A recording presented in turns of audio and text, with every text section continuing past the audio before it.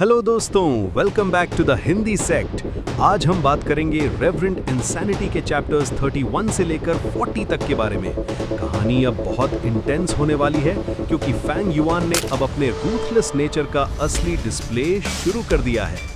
चलिए शुरू करते हैं।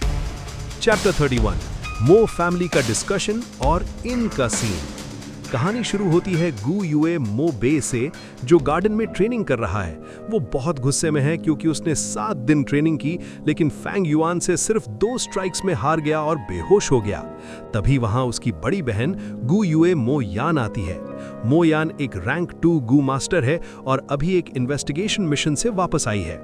जब मो यान अपने ग्रैंडफादर गु युए मो चेन से मिलती है तो उनके बीच कुछ इंपॉर्टेंट बातें होती हैं। पहले तो वुल्फ टाइड यानी भेड़ियों के अटैक के बारे में डिस्कशन होता है जो नेक्स्ट ईयर आने वाला है। फिर मो यान को पता चलता है कि फैंग युआन ने मो बे को मारा है। यहाँ ग्रैंडफादर मो चेन एक बहुत इंपॉर्टेंट लेसन देते हैं। वो कहते हैं कि मो यान को बीच में नहीं आना चाहिए। हार और बेइज्जती सिर्फ इंप्रूवमेंट के लिए फ्यूल का काम करती है। बिना फेलियर के कोई भी इंसान एक असली और मैच्योर मर्द नहीं बन सकता। वो कहते हैं कि फैंग युआन सिर्फ एक सी ग्रेड टैलेंट है और मो बे के लिए एक अच्छा राइवल है। वो मो यान को वार्न करते हैं कि इसमें इन्वॉल्व मत होना। मो यान ऊपर से तो हाँ बोल देती है, लेकिन मन ही मन वो बदला लेने का प्लान बनाती है। सीन शिफ्ट होता है एक इन में, जहां फैंग युआन खाना खा रहा है। वो ऑब्जर्व करता है कि क्लैन की स्ट्रेंथ कैसे मेजर की जाती है। तभी वहां मो फैमिली का एक सर्वेंट गाओ वान आता है जो फैंग युआन को धमकाने की कोशिश करता है। चैप्टर 32, मो यान की एंट्री। गाओ वान फैंग युआन को डराने की कोशिश करता है, लेकिन फैंग युआन उसे पूरी तरह इग्नोर करता है जैसे वो इनविजिबल हो। इनके लोग और वेटर्स भी हैरान होते हैं कि एक नौकर एक गु मास्टर से ऐसे बात कर रहा है। तभी वहां मो यान की ग्रैंड एंट्री होती है। वो अपने सर्वेंट्स के साथ आती है और उसका ऑरा बहुत स्ट्रांग होता है। उसने डार्क ब्लू यूनिफॉर्म पहना हुआ था और एक रेड बेल्ट कमर के अराउंड टाइट थी, जिसमें एक स्क्वायर स्टील प्लेट लगी हुई थी। स्टील प्लेट पर 2 एनग्रेव्ड था। गाओ वान तुरंत जमीन पर लेटकर उसे ग्रीट करता है, जो देखने में बहुत अजीब लगता है क्योंकि वो एक मस्कुलर आदमी है। मो यान फैंग युआन के पास आती है और धमकाती है, तो तुम हो फैंग युआन? लगता है खाना एंजॉय कर रहे हो। क्या कभी गुस्सा यानी नकल सैंडविच खाया है? मैं तुम्हें उसका स्वाद चखाती हूँ, वो शायद और भी टेस्टी होगा। लेकिन यहाँ फैंग युआन अपना दिमाग यूज करता है। वो कामली पूछता है, Who told you I was गु युए फैंग युआन? तुम्हें किसने कहा कि मैं गु युए फैंग युआन हूँ? मो यान कंफ्यूज हो जाती है। उसे लगता है शायद ये फैंग युआन का ट्विन ब्रदर फैंग जेंग है, जो ए ग्रेड टैलेंट है, जिसे वो ऑफेंड नहीं करना चाहती। फैंग युआन इस कंफ्यूजन का फायदा उठाता है और कहता है कि वो उन्हें फैंग युआन के पास ले जाएगा। वो हॉस्टल ले जाता है। हॉस्टल के गार्ड्स मो यान को रोकते हैं क्योंकि रूल्स के हिसाब से आउटसाइडर्स अलाउड नहीं है। मो यान सिर्फ एक सर्वेंट गाओ वान को अपने साथ अंदर ले जा पाती है। चैप्टर 33, रूल्स का खेल। फैंग युआन हॉस्टल के रूम में जाता है और रिवील करता है कि वही फैंग युआन है। मो यान को रियलाइज होता है कि वो फूल बन गई है।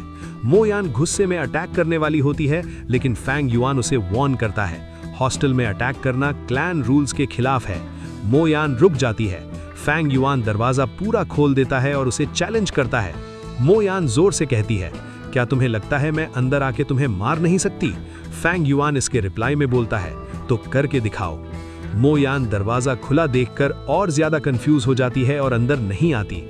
मो यान गुस्से में बाहर से गालियां देती है, फैंग युआन अगर मर्द है तो बाहर आ, लेकिन फैंग युआन इग्नोर करता है। फाइनली मो यान चली जाती है और गाओ वान को ऑर्डर देती है कि वो दरवाजे पर पहरा दे। रात को फैंग युआन कल्टीवेशन करता है। यहाँ एक बहुत बड़ा सीक्रेट रिवील होता है। फैंग युआन लिकर वर्म का यूज करके अपने प्राइमेवल एसेंस को मिडिल स्टेज पर रिफाइन कर लेता है। बाकी स्टूडेंट्स के पास इनिशियल स्टेज एसेंस है, लेकिन फैंग युआन के पास अब सीक्रेटली मिडिल स्टेज पावर है। चैप्टर 34, फैंग युआन वर्सेस गाओ वान। अभी मिडनाइट होती है। गाओ वान अभी भी बाहर खड़ा है, ठंड से परेशान और गुस्से में। फैंग युआन बाहर निकलता है। गाओ वान फैंग युआन पर अटैक करता है। फैंग युआन रियलाइज करता है कि बिना गु यूज किए वो गाओ वान से फिजिकल कॉम्बैट में नहीं जीत सकता। गाओ वान एक ट्रेन्ड मॉर्टल फाइटर है और फिजिकली फैंग युआन जो 15 साल का है उससे बहुत स्ट्रांग है। गाओ वान के पंचेस बहुत पावरफुल होते हैं। फैंग युआन को समझ आ जाता है कि अगर ऐसे ही चला तो वो हार जाएगा। वो डिसाइड करता है कि उसे मून लाइट गू यूज करना ही पड़ेगा, भले ही हॉस्टल में गू यूज करना मना हो। ये देखकर गाओ वान बोलता है, लड़के, तुम हॉस्टल में गू वर्म यूज कर रहे हो, ये क्लैन रूल्स के खिलाफ है। फैंग युआन कहता है, तो क्या हुआ अगर मैंने रूल्स तोड़े? Chapter 35 the killing blow. यहाँ फाइट का क्लाइमैक्स आता है। गाओ वान सोचता है कि Fang Yuan rank 1 initial stage पर है तो उसका मून ब्लेड ज्यादा स्ट्रांग नहीं होगा, सिर्फ थोड़ा कट लगेगा। इसलिए वो अपने हाथ से फेस कवर करके आगे बढ़ता है अटैक एब्जॉर्ब करने के लिए। लेकिन दोस्तों, फैंग युआन के पास ऑलरेडी मिडिल स्टेज प्राइमेवल एसेंस है। जब मून ब्लेड गाओ वान के हाथ पर लगता है तो वो सिर्फ स्किन नहीं कटता, बल्कि हड्डी यानी बोन तक कट कर देता है। गाओ वान शॉक हो जाता है।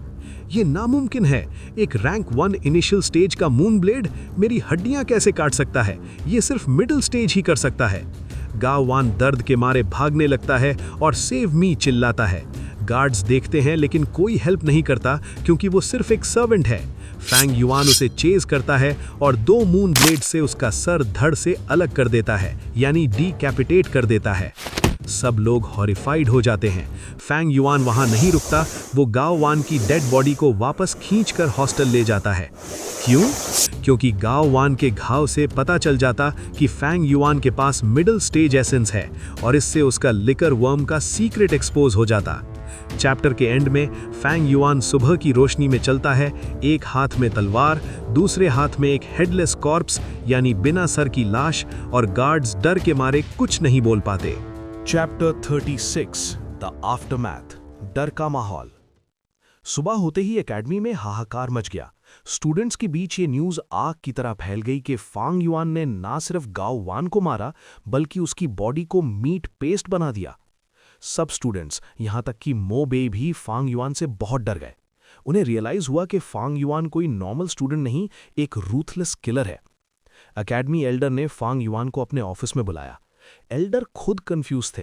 एक तरफ वो इम्प्रेस थे कि फैंग युआन में किलिंग इंटेंट है जो एक गू मास्टर के लिए जरूरी है, लेकिन दूसरी तरफ वो परेशान थे कि मो फैमिली अब क्या करेगी। इंटरव्यू के दौरान फैंग युआन ने बड़े कॉन्फिडेंस से एक झूठ बोला, ये गाओ वान अपने सुपीरियर्स के खिलाफ गया। मुझे शक है कि हाई पॉसिबिलिटी है कि वो दूसरे माउंटेन विलेजेस का स्पाई यानी जासूस था। एकेडमी एल्डर ने पूछा कि बॉडी कहाँ है? फैंग युआन का जवाब सुनकर एल्डर हैरान रह गए। मैंने गाओ वान की बॉडी के टुकड़े किए और उन्हें एक वुडन बॉक्स में डाल दिया। सुबह होते ही मैंने उसे मो फैमिली के पिछले दरवाजे पर रख दिया। एल्डर को लगा फैंग युआन पागल है और उसने मो फैमिली को सीधा चैलेंज किया है। चैप्टर 37 मो फैमिली की politics, the master stroke. Scene shift होता है मो फैमिली के घर पर। मो यान गुस्से से पागल हो रही है और बदला लेना चाहती है, लेकिन उसके ग्रैंडफादर गू युए मो चेन, फैमिली हेड, उसे डांटते हैं। मो चेन एक वुडन बॉक्स मंगवाते हैं। जब मो यान उसे खोलती है तो अंदर खून, इंटेस्टाइन्स और फिंगर्स देखकर वो उल्टी करने लगती है। मो यान सोचती है ये एक डायरेक्ट प्रोवोकेशन है, लेकिन यहां मो चेन समझाते हैं कि फैंग युआन कितना चालाक है। उन्होंने कहा कि फैंग युआन ने बॉक्स को बैक डोर पर रखा, फ्रंट डोर पर नहीं। वुडन बॉक्स को बैक डोर पर रखना उसका रिकंसाइल, समझौता करने का इरादा है, लेकिन कॉप्स को बॉक्स के अंदर रखना वो एक प्रोवोकेशन यानी धमकी है। इसका मतलब ये था, फैंग युआन कह रहा है मैं शांति चाहता हूं इसलिए बैकडोर, लेकिन अगर तुमने मुझे तंग किया तो मैं तुम्हारी रेपुटेशन बर्बाद कर दूंगा, इसलिए डेड बॉडी बॉक्स के अंदर रखा। मो फैमिली ने पहले रूल्स तोड़े थे हॉस्टल में अटैक करके। अगर ये बात पब्लिक हुई तो मो फैमिली बदनाम होगी और दूसरी फैमिलीज जैसे ची फैमिली उनका फायदा उठाएंगी। एंड में मो चेन डिसाइड करते हैं कि मो यान को पनिशमेंट मिलेगी, कन्फाइनमेंट, और फैंग युआन को 30 प्राइमेवल स्टोन्स दिए जाएंगे कॉम्पनसेशन के रूप में। फैंग युआन जीत गया। लेकिन मुझे यहां ये लगा कि मो चेन फैंग युआन को ज्यादा ही ओवर एस्टिमेट कर रहे हैं। Like bro, it is not that deep. Fang Yuan ने सिर्फ अटैक सेल्फ डिफेंस में उसको मारा और मैसेज पहुंचाया कि मेरे काम में टांग मत अड़ाओ। इसके लिए उसे 30 प्राइमेवल स्टोन्स देने का कोई मीनिंग नहीं बनता। पर जैसे कि ये एक चाइनीज नॉवल है तो उनकी विचारधारा भी डिफरेंट होंगी हमारे कल्चर से और उनके रूल्स अलग हैं। चैप्टर 38 रूल्स एंड रेगुलेशंस, दुनिया का सच। फैंग युआन एक इन में बैठा है और ग्रीन बैम्बू वाइन एंजॉय कर रहा है। पास वाली टेबल पर एक दादा अपने पोते को रेंजू की लेजेंड सुना रहे हैं। कहानी कुछ ऐसी है, रेंजू अंधेरे में भटक रहा था। स्ट्रेंथ और विजडम गू भी उसे बचा नहीं पाए। तब उसे रूल्स एंड रेगुलेशंस गू मिले। जब रेंजू ने उनके नाम पुकारे, तब जाकर अंधेरा हटा। फांग युआन इस कहानी का डीप मीनिंग समझता है। वो मानता है कि दुनिया एक चेस बोर्ड है और हर कोई, चाहे वो मो चेन हो या एकेडमी एल्डर, अपने अपने रूल्स के गुलाम है। मो चेन ने फांग युआन को इसलिए नहीं छोड़ा क्योंकि वो अच्छा है, बल्कि इसलिए क्योंकि वो फैमिली रूल्स और रेपुटेशन से बंधा हुआ है। फांग युआन अपने आप को इन सबसे ऊपर मानता है। मैं गर्व से हंसता हूं, दुनिया के टॉप पर खड़े होकर उन लोगों को ठंडे दिमाग से देखता हूं जो प्यादों की तरह बिहेव करते हैं, अपने अपने रूल्स और रेगुलेशंस को ओबे करते हुए। चैप्टर 39 मर्चेंट कैरावान की एंट्री। मई का महीना आता है और विलेज में मर्चेंट कैरावान यानी व्यापारियों का ग्रुप आता है। ये साल में एक बार होता है और पूरे विलेज में मेला लग जाता है। कैरावान में बड़े अजीब जानवर होते हैं जो सामान ढोते हैं, जैसे ट्रेजर ब्रास टोड, बड़े बड़े मेंढक और फैट बीटल्स। कैरावान का लीडर जिया फू है, जो एक रैंक 4 गू मास्टर है। फांग युआन मार्केट घूमता है। उसने मो फैमिली से पैसे वसूल किए थे और स्टूडेंट्स को लूटकर उसके पास अब 98 प्राइमेवल स्टोन्स हैं। उसे मार्केट में इंटिमेट ग्रास दिखती है, जो गू वर्म्स के लिए सस्ता खाना है, लेकिन वो उसे इग्नोर करता है। क्यों? क्योंकि उसकी नज़र एक बड़े जैकपॉट पर है। फांग युआन को अपनी पिछली लाइफ यानी 500 इयर्स पहले की मेमोरी से याद आता है कि इस साल कैरावान में एक गैम्बलिंग डेन में एक बहुत रेयर गू छिपा हुआ है। चैप्टर 40 द गैम्बलिंग डेन, किस्मत का खेल। फांग युआन एक टेंट में घुसता है जहां रॉक गैम्बलिंग हो रही है। कॉन्सेप्ट ये है कि कुछ गू वर्म्स हिबरनेशन में चले जाते हैं और उनके अराउंड एक फॉसिल पत्थर बन जाता है। अगर आप सही पत्थर खरीद लो तो अंदर से जिंदा गू निकल सकता है, लेकिन 90% पत्थर खाली होते हैं या उनमें मरे हुए गू होते हैं। शॉप असिस्टेंट फांग युआन को स्टूडेंट समझकर इग्नोर करती है और कहती है कि सस्ते काउंटर पर जाओ। अगर ये तुम्हारा पहला ट्राई है तो बस ऐसे ही तुम राइट काउंटर पर क्यों नहीं जाते? वहाँ रॉक्स सिर्फ 5 प्राइमेवल स्टोन्स में बिक रहे हैं। फांग युआन उसे इग्नोर करता है। उसे याद है कि एक मड स्किन टोड नाम का रेयर गू एक पर्पल गोल्ड फॉसिल के अंदर छुपा है। प्रॉब्लम यह है कि काउंटर पर 20 से ज्यादा पर्पल गोल्ड फॉसिल्स हैं और हर एक की कीमत 10 स्टोन्स है। फांग युआन के पास लिमिटेड पैसे हैं। फांग युआन अपनी पिछली लाइफ 500 इयर्स की एक्सपीरियंस यूज करता है। वो एलिमिनेशन मेथड लगाता है।